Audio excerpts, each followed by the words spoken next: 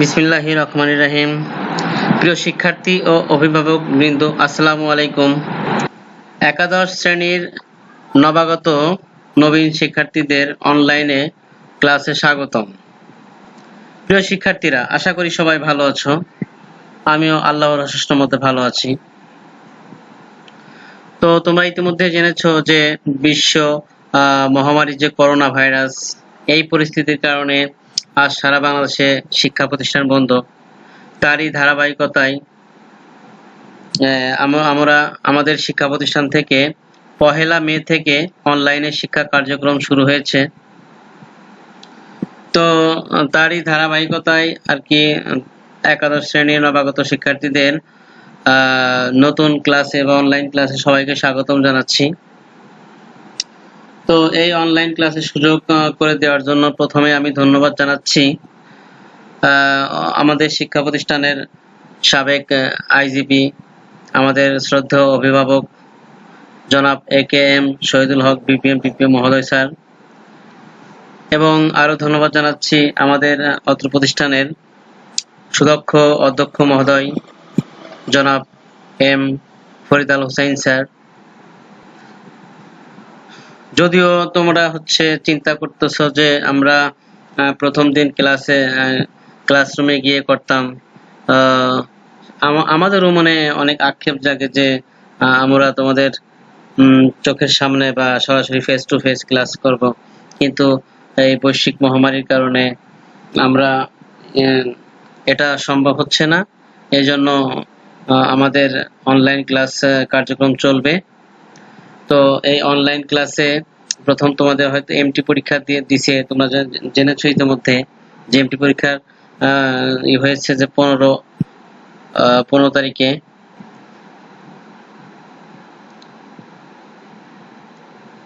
এ পর্যায়ে চলো শিক্ষক পরিচিতি জেনে নেওয়া যাক। শিক্ষক পরিচিতি: আমি হামিদ শিকদার, প্রভাষক, ইতিহাস বিভাগ, Majid Zarina foundation school and college, Shariatpur. তো অবশ্যই ক্লাস করলে তোমাদেরকে ফেস টু ফেসে দেখা হবে এবং কথা হবে। তো প্রথমেই তোমরা যেহেতু একাদশ শ্রেণীতে ভর্তি হয়েছো এবং তোমাদের উদ্দেশ্যে আমার পক্ষ থেকে দুটি উপদেশমূলক কথা বলছি, তোমরা মনোযোগ সহকারে শোনো। তোমাদের যে একাদশ শ্রেণীতে উঠলা, এটা হচ্ছে শিক্ষা জীবনের একটা মিডিল পর্যায়, অর্থাৎ মিডিল পয়েন্ট বলা হয়। শিক্ষা জীবনের মিডিল পয়েন্ট বলা হয় এই একাদশ শ্রেণীকে। কেন বলা হয়? কেননা তোমরা এখন ভাসমান শূন্যে পরিণত, ভাসমান অবস্থায় রয়েছে। তোমরা যদি এই 2টা বছর ভালো করে মনোযোগ সহকারে লেখাপড়া করো, তাহলে তোমরা আকাশের চাঁদ স্পর্শ করবে। আর যদি এখান থেকে যদি একটু দিক সেদিক হয়ে যায় বা লেখাপড়া না করো, তাহলে তোমরা ওই ভাসমান অবস্থায় থেকে সরাসরি পাতালে ঝাঁপিয়ে পড়বে। তো এই জন্য তোমাদের হাতে দুটোই রয়েছে, তোমরা আকাশের চাঁদও স্পর্শ করতে পারো, আবার সাগরেও ঝাঁপ দিতে পারো। তো এটা হচ্ছে আমার প্রথম কথা থাকবে যে তোমরা অবশ্যই আকাশের চাঁদ স্পর্শ করার চেষ্টা করবে। এ পর্যায়ে আমরা চলো আসি যে আমরা ইতিহাস বিষয়ে অনার্স মাস্টার্স কেন করবে তোমরা। কেননা ইতিহাস এমন একটা সাবজেক্ট, যে সাবজেক্টে যত সাধারণ জ্ঞান জানা যায়, এই যত সাধারণ জ্ঞান তোমরা ইতিহাস বই পড়লে জানতে পারবে, বাংলাদেশের অন্য কোনো বিষয়ে এতগুলো সাধারণ জ্ঞান তোমরা পাবে না। কেননা বাংলাদেশের প্রত্যেকটা কম্পিটিটিভ এক্সামে তুমি মেডিকেলে ভর্তি হও না কেন, বা যে ডাক্তার হও না কেন, সায়েন্সের ছেলেমেয়েদের ক্ষেত্রে বলছি যে তোমরা যদি অনার্স মাস্টার যেখানেই কম্পিটিশন পরীক্ষা দাও না কেন, তারপরে বিশ্ববিদ্যালয়ে ভর্তি, BCS পরীক্ষা, যে কোনো কম্পিটিটিভ এক্সামের ক্ষেত্রেই বাংলাদেশের ইতিহাস থেকে মূলত অবশ্যই কোশ্চেন আসবে। এই জন্য আমাদের অবশ্যই ইতিহাস সম্পর্কে ধারণা রাখতে হবে। কেননা অতীতকাল থেকেই, যদিও ইতিহাস মানে অতীত, তবে অতীতকাল থেকে অবশ্যই ভবিষ্যৎকে গঠন করার জন্য ইতিহাস অবশ্যই প্রয়োজন। বিশেষ করে আমাদের যে স্বাধীন বাংলাদেশের ইতিহাস, এটা অবশ্যই সবার যে সকল বিষয় হোক না কেন, সায়েন্স, আর্টস, কমার্স, এটা বিষয় না, এটা ফ্যাক্ট না। যে কোনো তোমার ভাইবা পরীক্ষায় ভাবে বোঝে, এটা অবশ্যই ইতিহাস থেকে কমপক্ষে 5 থেকে 7টি কোশ্চেন তোমরা পাবে। এই জন্য ইতিহাস খুবই ইন্টারেস্টিং সাবজেক্ট। এই সাবজেক্টে পড়লে পরে অবশ্যই সাধারণ জ্ঞান অর্জন করতে পারবে। ইতিহাস বিষয়ের উপর আজকে কিছু কৌশলগত দিক তোমাদেরকে আলোচনা করছি, যেহেতু তোমাদের সাথে আমার প্রথম লেকচার, প্রথম ক্লাস, তো এই জন্য হচ্ছে এটা আলোচনা করা দরকার যে অনেক ছেলে মেয়ে আছে যে ইতিহাস মানবিকের সাবজেক্ট হিসেবে ইতিহাসটা নিতে চায় না। তো আমি বলবো যে এদের পিছনে একটাই কারণ করা হয় যে এরা হচ্ছে সাল দেখে ভয় পায়। তো আমি সালের ক্ষেত্রে যদি কিছু টেকনিক অবলম্বন করে দিতে পারি তোমাদের জন্য, এটা অবশ্যই ভালো হবে। তোমরা মনোযোগ সহকারে শোনো যে আমরা জানি যে ইতিহাসে অনেক সাল আছে, কিন্তু এই সালগুলো যদি তুমি টেকনিক ভাবে সাজাতে পারো বা দিতে পারো বা বলতে পারো বা লিখতে পারো, তাহলে তোমার জন্য অবশ্যই এটা মঙ্গলজনক হবে। কেননা সকল কোশ্চেনেই যে সাল লিখবা তা তো নয়। হয়তো যদি তুমি মনে করো সাপোজ যে দিন মনে নাই বা যে কোনো একটা বার মনে নাই, তুমি অবশ্যই মাসের নাম লিখতে পারবে। মাসের নাম মনে না থাকলে তুমি সালের নাম লিখতে পারবে, জাস্ট কোন সালে বা এই সালটা লিখতে পারবে। যদি সালের নাম না মনে থাকে তাহলে তোমরা শতাব্দী বা শতক এই কথা উল্লেখ করতে হবে, যে সাল থেকে একটা হচ্ছে সবসময় কম থাকে। যেমন আমরা কোন শতকে বাস করতেছি, আমরা হচ্ছে একবিংশ শতক অর্থাৎ 21 শতকে বাস করতেছি, কিন্তু সাল চলতেছে 2020। তো এই জন্য সবসময় একটা সাল কম বলতে হবে। আবার বাংলা থেকে ইংলিশ সাল বের করার সহজ নিয়ম আছে, যেমন 593 যদি যোগ বিয়োগ করো তাহলে বাংলা থেকে ইংলিশ, ইংলিশ থেকে বাংলা, এটা বের করা সম্ভব। 593 ইংলিশ থেকে যদি 593 বিয়োগ করো তাহলে বাংলা বের হয়ে আসবে। আবার বাংলা সাল থেকে যদি 593 যোগ করো তাহলে ইংলিশ সাল বের হয়ে আসবে। এভাবে অনেক কৌশল অবলম্বন করা যায় ইতিহাসের ক্ষেত্রে। তবে শিক্ষার্থী বন্ধুরা, চলো এবার জেনে নেওয়া যাক আজকের পাঠ পরিচিতি।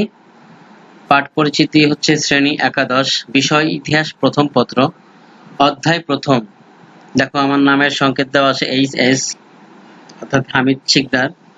লেকচার 1, আজকে আমাদের হচ্ছে লেকচার 1, প্রথম অধ্যায় প্রথম পত্র থেকে লেকচার 1 আলোচনা করব। দেখতে পাচ্ছ শিখন ফল।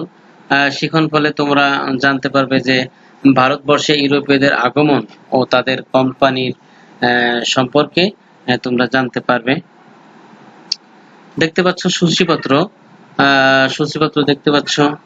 তো শিক্ষার্থী বন্ধুরা দেখো সূচিপত্র দেখতে পাচ্ছ, বিষয় এটা প্রথম অধ্যায়, ভারতবর্ষে ইউরোপীয়দের আগমন অর্থাৎ ইংরেজ আধিপত্য প্রতিষ্ঠা।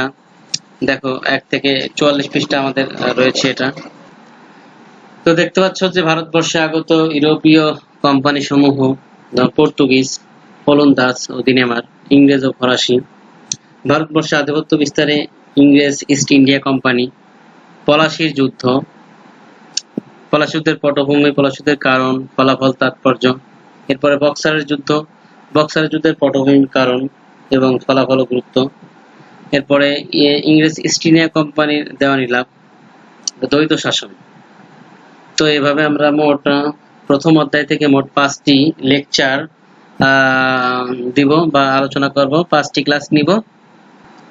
তো আমাদের প্রথম অধ্যায় অর্থাৎ পাঠ, এখানে ভারতবর্ষে ইউরোপীয়দের আগমন, ইংরেজ আধিপত্য প্রতিষ্ঠা। প্রাচীনকাল থেকেই যে সম্পদের আকর্ষণে ভারতবর্ষে বিভিন্ন জাতির মানুষের আগমন ঘটেছে। এদের একটি অংশ ছিল বণিক শ্রেণী। এর মধ্যে ইউরোপীয় বণিকেরা এসেছিল মূলত 3টি কারণে। এখানে মূলত 3টি কারণে এসেছিল। 1, মশলা, সুগন্ধি দ্রব্য এবং সিল্ক। ইউরোপে শুকনো মাংস সহ খাবারকে সুস্বাদু করার জন্য মশলার চাহিদা ছিল ব্যাপক। তখন সুগন্ধি দ্রব্যকে সাবানের বিকল্প হিসেবে তারা ব্যবহার করা হতো। ভারতবর্ষে এছাড়া ভারতের উন্নত মানের যে বস্ত্র, বিশেষ করে রেশমের কাপড়, মসলিনকে ইউরোপীয় উল বা লিনেন কাপড়ের তুলনায় অভিজাত গণ্য করা হতো। এবং পর্তুগিজ নাবিক অভিযাত্রী ভাস্কো দা গামা এই আফ্রিকা মহাদেশের উত্তম আশা অন্তরীপে 1498 সালে দক্ষিণ ভারতের কালিকট বন্দরে এসে পৌঁছাতে সক্ষম হন এবং তারা ধীরে ধীরে কোম্পানি প্রতিষ্ঠা করে এবং বাংলার যে নবাব ইংরেজদের সঙ্গে পলাশী প্রান্তর এক যুদ্ধে হেরে যান বাংলা শেষ নবাব এবং বাংলা স্বাধীনতা সূর্য অস্তমিত হওয়ার মাধ্যমেই ভারতে ইংরেজদের ভবিষ্যৎ সাম্রাজ্যের ভিত্তি স্থাপিত হয়।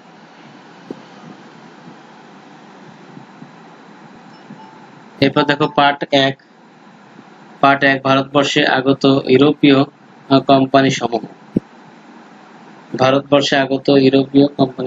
অর্থাৎ প্রথম পর্তুগিজ। একটা কোশ্চেন এসে থাকে যে আমাদের এই বাংলায় প্রথম কোন জাতীয় এসেছিল? উত্তর হবে পর্তুগিজ জাতি। পর্তুগিজ জাতি প্রথম আমাদের এই বাংলায় এসে যে ভারতবর্ষে যে ইউরোপীয়দের ব্যাপকভাবে আগমন, এটা মুঘল আমলে ঘটেছিল এবং মুঘলদের চরম যে কেন্দ্রীভূত শাসন ব্যবস্থা অর্থাৎ বড় আয়তন ছিল, এলাকা ছিল, এই জন্য তারা অনুন্নত যোগাযোগ ব্যবস্থা ছিল, দুর্বল নৌশক্তির কারণেও বিভিন্ন কারণে যে সমুদ্র তীরবর্তী রাজ্যগুলো নিরাপত্তার অভাবেই মূলত তারা আমাদের বাংলা আসতে সক্ষম হয়েছিল বা সহজ হয়েছিল। পঞ্চদশ শতকের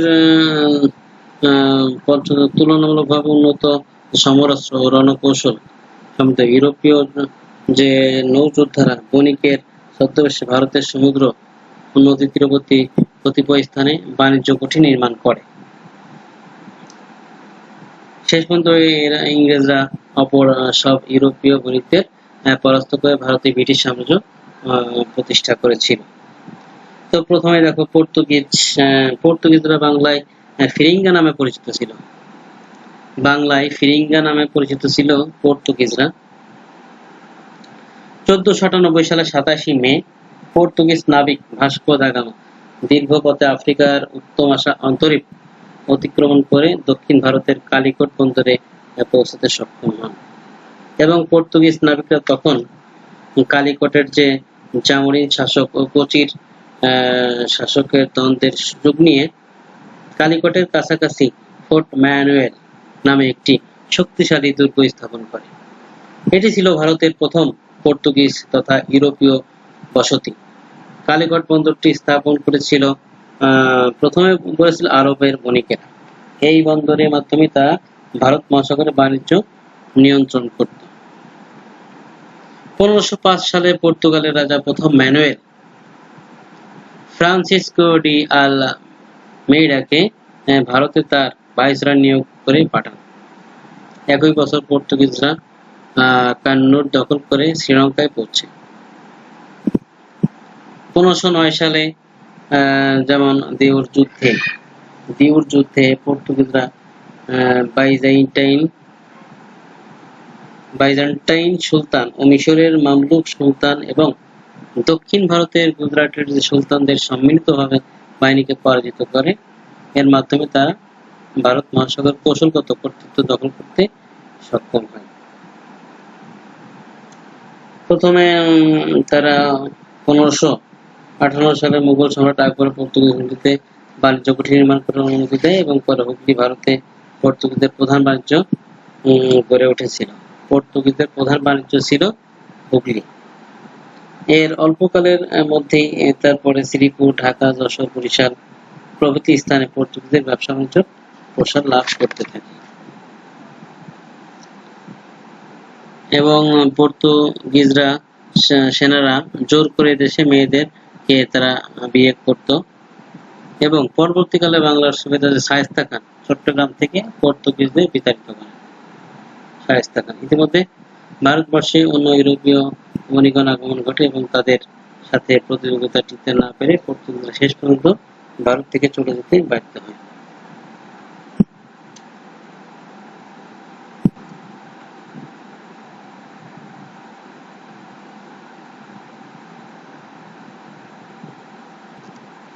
এরপরে পার্ট 2 ওলন্দাজ ও দিনেমার। তো ওলন্দাজদের ইংরেজি নাম হচ্ছে ডাচ। আর ডেনমার্কদেরকে ইংলিশের নাম বলা হয় ড্যানিশ। তো প্রথমে ওলন্দাজ বা ডাচ নিয়ে আলোচনা করছি। এই ওলন্দাজ বা ডাচ হল্যান্ড বা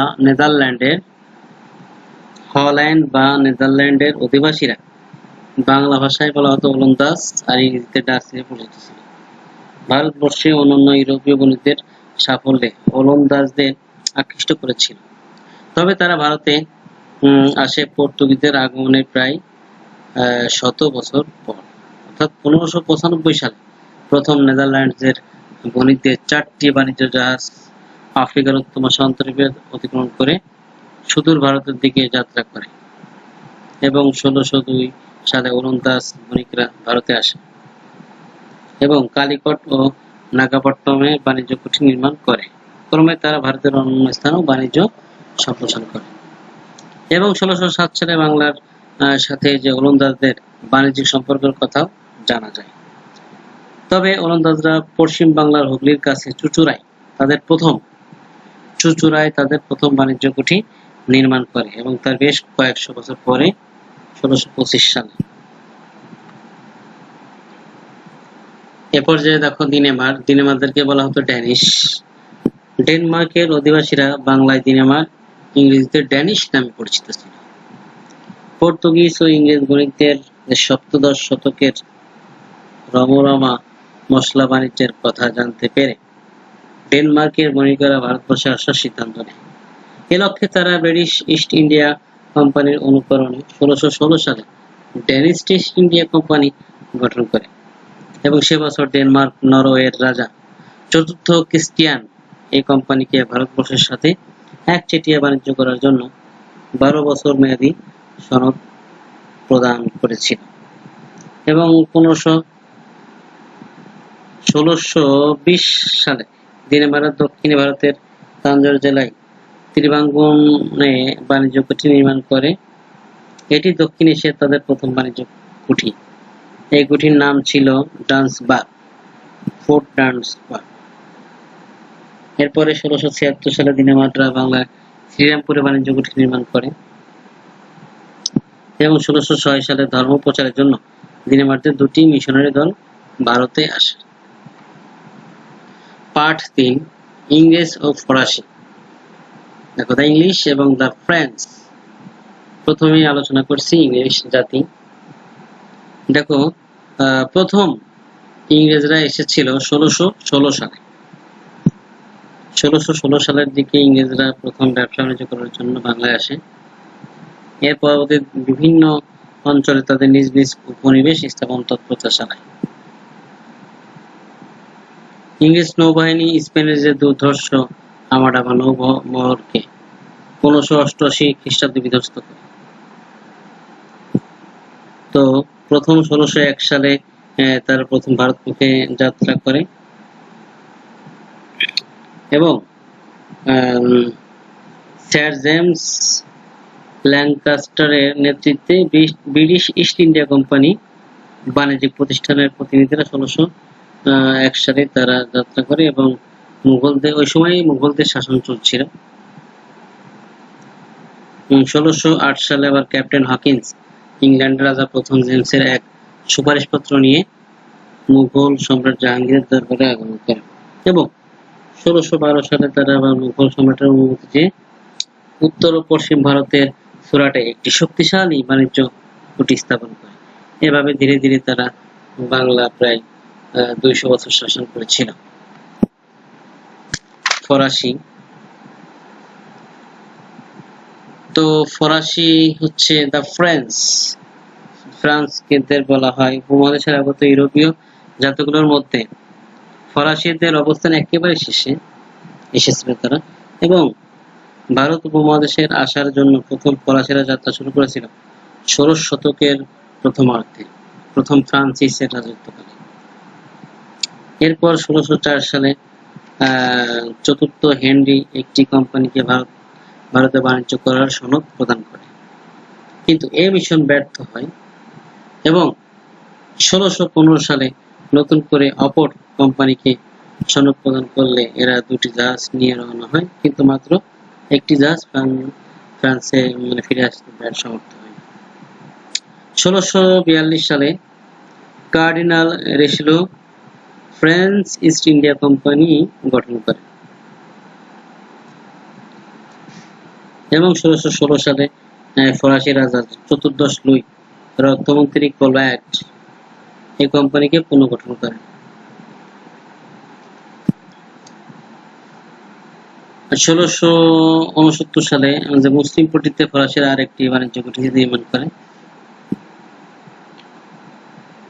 1671 সালে 41 সালে পর্যন্ত ফরাসিরা যে ভারতবর্ষে বাণিজ্য বিস্তারে নির্মগ্ন ছিল। তবে পরবর্তী প্রায় অর্ধ শতাব্দী যাবৎ এটি বারবার ইংরেজ ও ফরাসিদের মধ্যে হাত বদল হতে থাকে এবং দ্বন্দ্ব হয় এবং তারা ইংরেজদের সাথে ধাপে টিকতে না পেরে তারা আমাদের এই বাংলা থেকে ত্যাগ করতে বাধ্য হয়। পরে থেকে যায় হচ্ছে ইংরেজরা, তারা আমাদেরকে প্রায় 200 বছর শাসন করে। তো এ পর্যায়ে দেখতে পাচ্ছ ভারতবর্ষে আগত ইউরোপীয় কোম্পানিগুলোর তৎপরতার যে সময়কালগুলো, কোম্পানির নাম এবং সময়কাল। পর্তুগিজ ইস্ট ইন্ডিয়া কোম্পানি ছিল 1505 থেকে 1961 সালের মধ্যে। ডাচ ইস্ট ইন্ডিয়া কোম্পানি ছিল 1605 থেকে 1825 সাল। ড্যানিশ ইস্ট ইন্ডিয়া কোম্পানি 1620 থেকে 1869 সাল। ইংলিশ ইস্ট ইন্ডিয়া কোম্পানি ছিল 1612 থেকে 1947 সাল। ফ্রান্স ইস্ট ইন্ডিয়া কোম্পানি 1769 থেকে 1954 সাল। এরপর দেখো একক কাজ ভাষায় তোমরা করবে যে ভারতবর্ষে আগত ইউরোপীয় কোম্পানিগুলোর বাণিজ্য কেন্দ্র একটি আলোচনা করো এবং ভারতীয় উপমহাদেশে পর্তুগিজরা যে সকল ফলের যে প্রচলন ঘটায় সেই সকল ফলের নাম এগুলি লিখো। তো আবারও সবাইকে ধন্যবাদ জানিয়ে আজকের লেকচার এখানে শেষ করছি। তো সে পর্যন্ত সবাই ভালো থাকবে, সুস্থ থাকবে এবং আমাদের যে সামনে এমটি পরীক্ষা মান্থলি টেস্ট হবে এবং এই লেকচারগুলো তোমরা ভালো করে দেখবে এবং পড়বে। তো আরো আমাদের প্রথম অধ্যায় থেকে আরো 4টি ক্লাস নিব। তো সে সময় পর্যন্ত সবাই ভালো থাকবে, সুস্থ থাকবে। এই বলে শেষ করছি। সবাই ভালো থাকবে, ধন্যবাদ।